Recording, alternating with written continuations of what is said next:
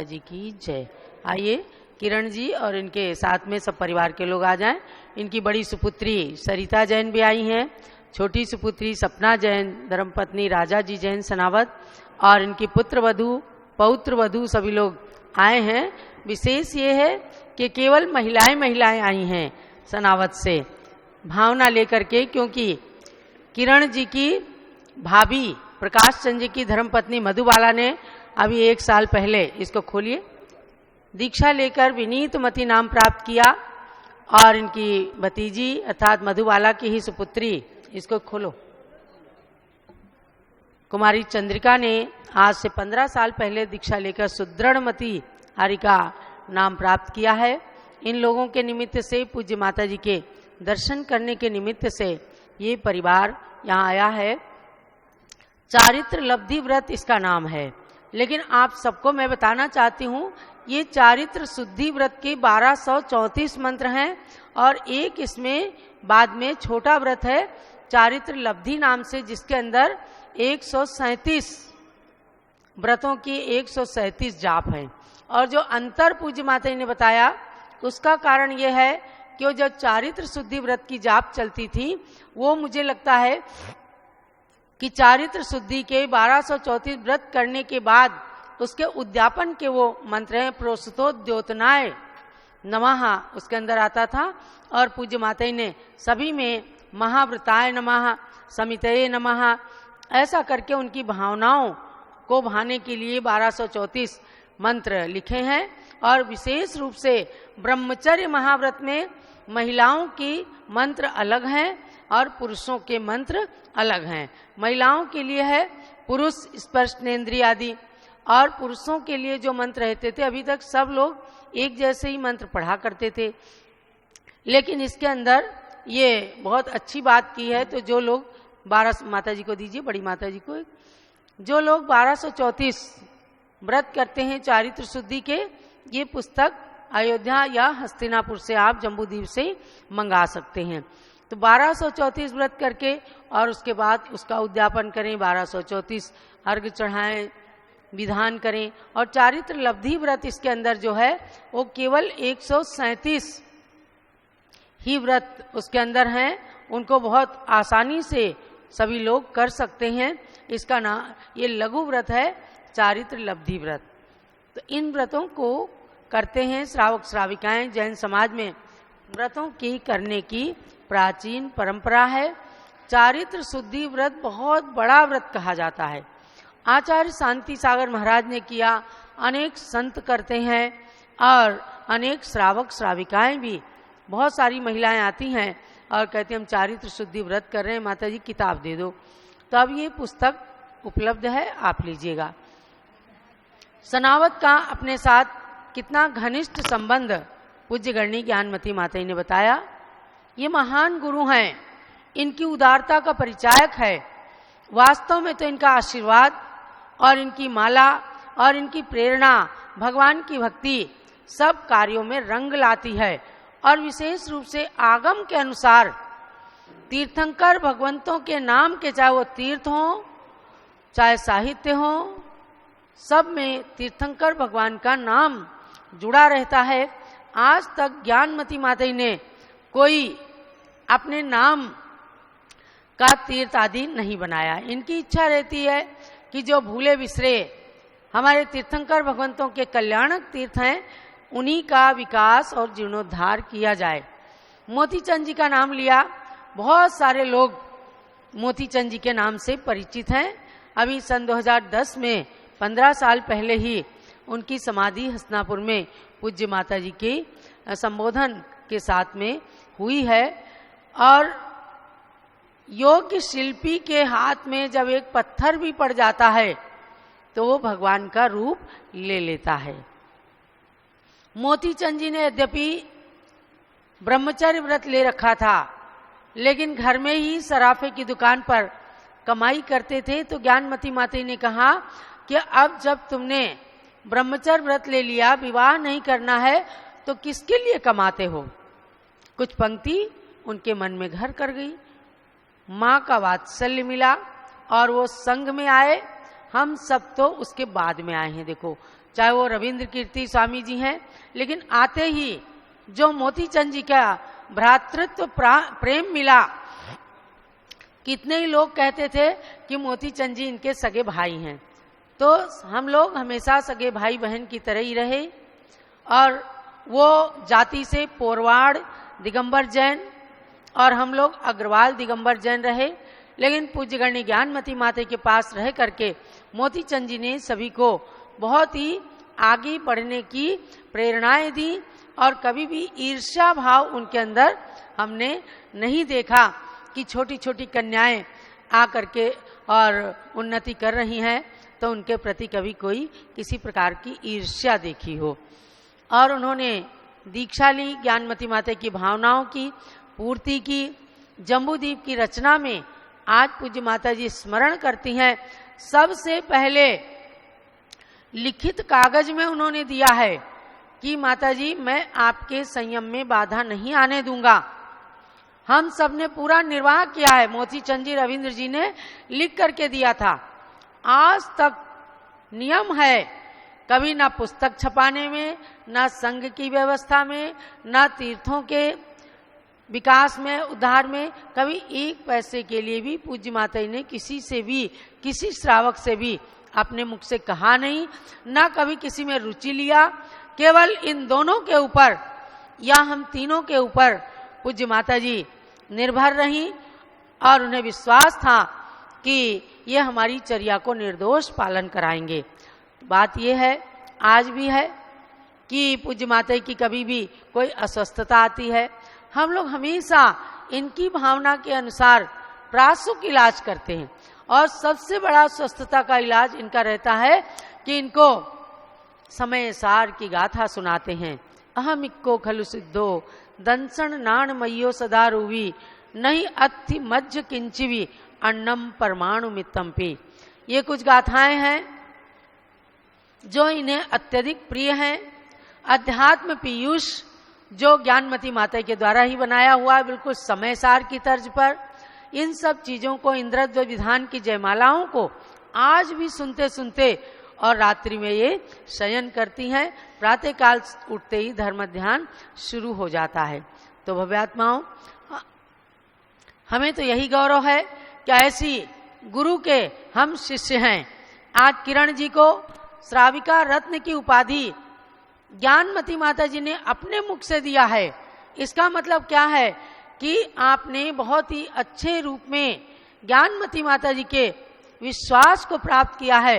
हमारे कैलाश चंद जी चौधरी थे, कांग्रेस के नेता थे, और सन 2007 तक बराबर हस्तिनापुर आकर के स्वामी जी के साथ कंधे से कंधा लगा करके कार्य करते थे, और यथासंभव नेताओं को लाते थे।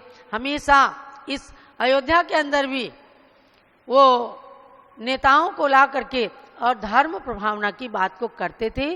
तो ऐसे कैलाश चंद जी चौधरी की धर्मपत्नी किरण जी, इनके पुत्र संजू जैन, संदीप जैन, सभी लोग जैन समाज को भी लीड करते हैं, और उनकी पुत्रवधू संदीप जी की भी आई हुई हैं, पौत्रवधू, सब लोग अच्छे से धर्म और समाज का कार्य करते हैं।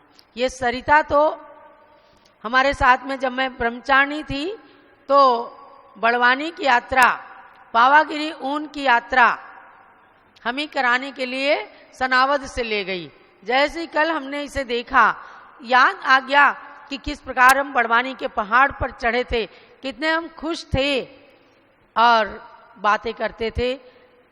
इस कन्या से बात करते थे। आज तो ये महिला और पोते पोती वाली हो गई हैं, बड़ी हो गई हैं। सपना जो छोटी राजा जी के साथ में ब्याही हैं, विमल चंद जी बड़ूत, जो ज्ञानमती माता जी के 4 पाए सिंहासन के कहे जाते थे, समझे?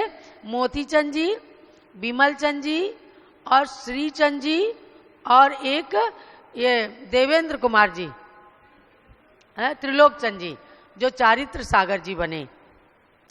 तो योगायोग देखो, लगभग सबने दीक्षा ली। 3 लोगों ने दीक्षा ले ली, मोती चंद जी ने और श्रीचंद जी ने और त्रिलोक चंद जी ने दीक्षा ले ली। विमल चंद जी घर में रहते हुए भी धर्म का झंडा फहराने के लिए हमेशा आगे रहते थे और कहते थे कि ज्ञानमती माता जी कुछ रात को दिन भी कहें तो दिन ही समझना है, रात को भी दिन कहा जाए तो दिन ही समझना है। ये क्या है? शिष्य के समर्पण का परिचायक है। ना गुरु रात को दिन कहते हैं और ना शिष्य को ऐसा कहना पड़ता है। लेकिन हमने देखा है कि अगर ज्ञानमती माता जी ने कहा मोती चंद जी को शमशान में चले जाओ, एक बार कुछ ऐसा प्रसंग आया है कि संघ में किसी की बीमारी आई तो शमशान से होकर के रास्ता था कहीं जाने का, तो वहां से भी होकर के गए। आज फोकट में याद नहीं करती हैं, ये इसलिए याद करती हैं कि हमारे शिष्य ने खुद संयमित बन करके और हमारे संयम में कभी बाधा नहीं आने दी, ऐसा समर्पण दिखाया। कुछ लोगों को ये मन में रहता था कि हम मुनि दीक्षा नहीं ले रहे हैं, ज्ञानमती माता जी कहती होंगी कि हमें तुम्हें नमस्कार करना पड़ेगा, ऐसा कुछ भी नहीं रहा। ज्ञानमती माता जी पहले भी कहती थी, आज भी कहती हैं कि जिसको मुनि दीक्षा लेना है ले, मैं तुरंत नमस्कार करूंगी। वर्धमान सागर जी तो इसका जीता जागता उदाहरण है। 16 साल की उम्र में उनको लेकर के आई थी, 16 साल की, और जैसे ही दीक्षा लिया नमस्कार किया। कैसी परिस्थिति आई, उनको हमेशा उपगुहन और स्थितिकरण के साथ वात्सल्य भाव दे करके और जिन धर्म को बचाया है हमेशा ज्ञानमती माता जी ने। तो अगर देखा जाए तो सनावद और संघ का, टिकैत नगर का बिल्कुल त्रिवेणी जैसा संबंध है, समझे ना? त्रिवेणी जैसा संबंध है। आज तो आप लोग थोड़ा आने लगे हो, शुरू शुरू में सनावद के लोग बहुत कम आते थे। अमोलक चंद जी, रूपाबाई जी और परिवार के लोग बहुत कम आते थे। तो मोती चंद जी हमेशा कहते, देखो टिकैत नगर ही तो हमारा परिवार है। और हमेशा टिकैत नगर से 2 राखी आती थी, जो भी बहन भेजती थी 2 राखियां भेजती थी। मोती चंद जी को भाई साहब कहा जाता था, रविंद्र जी को भैया। कभी किसी प्रकार का कोई पक्षपात नहीं रहा है। तो हम सब बिल्कुल एक होकर के रहे हैं, एक आत्मा और अलग अलग शरीर होकर के। आप लोगों ने, चाहे वो आपके भाई थे, नमोकार धाम बनाया। सोचो आज हमें कितना गौरव है कि जब माता जी सनावद गई मांगी तुंगी जाते समय, उस व्यक्ति ने अपनी हीरे जैसी जमीन तीर्थ के लिए समर्पित कर दी। और आज नमोकार धाम नाम के तीर्थ का खूब प्रचार प्रसार चल रहा है। अभी हमने रत्नत्रय महोत्सव में भी नमोकार धाम तीर्थ को भी खूब अच्छे से दिखाया। आपके घर की 2 त्यागी विनीतमती माता जी, सुदृढ़मती माता जी भी संघ के अंदर हैं। तो वैसे ही नेचुरल आपका संबंध संघ से बन जाता है। और अब जाकर के आप संदीप को भी कहना, राजा को भी कहना और सरिता अपने पति को भी कहना कि सब लोग ज्ञानमती माता के जन्म दिवस पर शरद पूर्णिमा पर जरूर जरूर आएं, क्योंकि सनावद वालों के आए बिना केसरिया दूध का कोई मजा नहीं रहता, वही याद दिलाते हैं। अगर बीच में कभी नहीं आए तो यहाँ केसरिया दूध ही नहीं दिया किसी को। हमारी ब्रह्मचारी बीना बहन जी ने बोले कि जब सनावद वाले आते हैं माता जी तभी केसरिया दूध की याद आती है।